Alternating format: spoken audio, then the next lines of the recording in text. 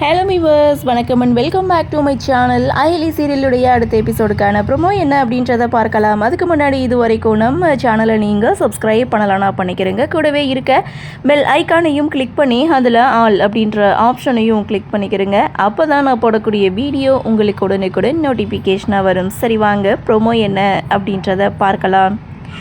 உதய பெருமாளுடைய பையன்தான் சிவா அப்படின்றத நிரூபிக்க ஒரே ஒரு ஆதாரம் அவருடைய மாமா தான். ஸோ அவரை கூட்டிகிட்டு வந்து இந்திராணிக்கிட்ட உண்மையை சொல்ல வச்சிடலான்னு நினச்ச சிவாவுக்கும் அயலிக்கும் மிகப்பெரிய ஒரு அதிர்ச்சி என்னன்னு பார்த்தா, அவரை கடத்தி வச்சிருக்கிறது கபிலன் தான்.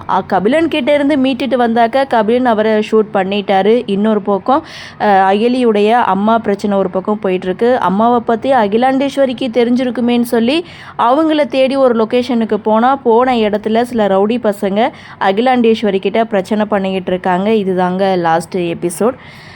ப்ரோமோ அப்படின்னு பார்க்கும்போது சுடப்பட்ட அந்த நபரை சிவா, அயலி இவங்க 2 பேரும் ஹாஸ்பிட்டலில் அட்மிட் பண்ணியிருக்காங்க. அவருடைய நிலைமை என்ன அப்படின்றத டாக்டர்கிட்ட கேட்குறாங்க. டாக்டர்கிட்ட பேசிகிட்டு இருக்கதை கபிலன் ஒரு பக்கம் மறைஞ்சிருந்து பார்த்துட்ருக்காரு.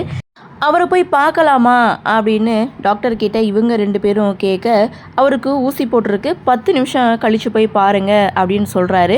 சரி, எப்போ கண்ணு முழிப்பார் அப்படின்ற கேள்விக்கு இன்னும் 1 or 2 டேஸில் வந்து கண்ணு முழிச்சிடுவார் அப்படின்னு டாக்டர் வந்து சொல்லிட்டாங்க. இவன் செத்துடுவான் அப்படின்னு பார்த்தாக்க குலைக்க வச்சுட்டானுங்களே அப்படின்னு சொல்லி கபிலன் ஒரு பக்கம் டென்ஷன் ஆகும்போது அந்த ஹாஸ்பிட்டலில் வேலை பார்க்கக்கூடிய ஒரு நபரை வந்து மீட் பண்ணுறாரு. உங்களால் எனக்கு ஒரு காரியம் ஆக வேண்டியது இருக்குது, அதை செய்து முடிச்சிட்டிங்க உங்களுக்கு 1 lakh தரேன் அப்படின்னு அவருக்கு பணத்தாசையை காமிக்கிறாரு. அவரும் என்ன வேலை சார் அப்படின்னு கேட்கும்போது, அந்த ஐசியூவில் இருக்கக்கூடிய அந்த வயசானவரை நீங்கள் வந்து தீர்த்து கட்டணும் அப்படின்னு சொல்லி ப்ரோமோவை முடிச்சிருக்காங்க.